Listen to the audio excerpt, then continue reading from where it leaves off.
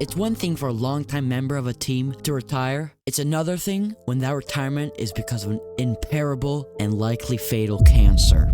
Ernie Harwell was the voice of the Detroit Tigers. He had been broadcasting games for the team since 1960. At the age of 91, Harwell was diagnosed with terminal cancer. It is a devastating diagnosis for a Detroit legend. Baseball broadcaster Ernie Harwell announced he has inoperable cancer.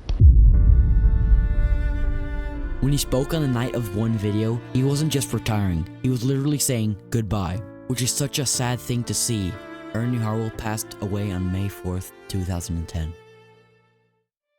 That was sad. But next up, we got one you won't stop crying about. Next, we have Roberto Clemente, who wasn't just one of the greatest baseball players to ever patrol right field. He was also a dedicated humanitarian. He finished his career with a .317 career batting average and exactly 3,000 hits. But on December 23rd, 1972, a serious earthquake struck the country of Nicaragua.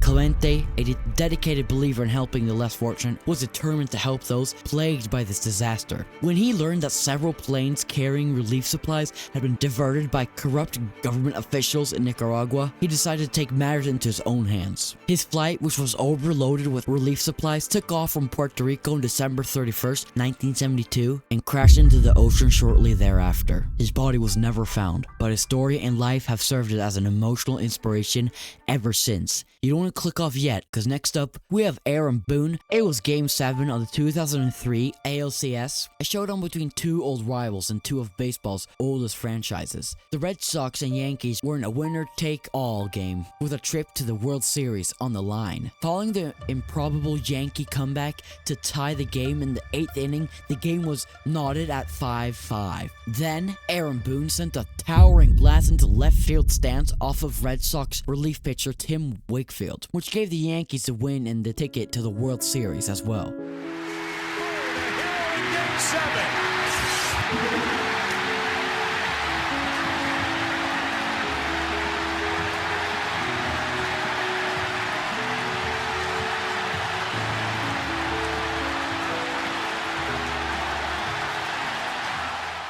Don't click off yet, because this next one you don't want to miss. Lastly, we have Adam Greenberg, who was drafted by the Chicago Cubs and worked his way through the minor leagues, getting promoted in 2005. It looked like he had a bright future as a big leaguer. That is, until the first pitch he ever saw in the majors hit him in the back of the head.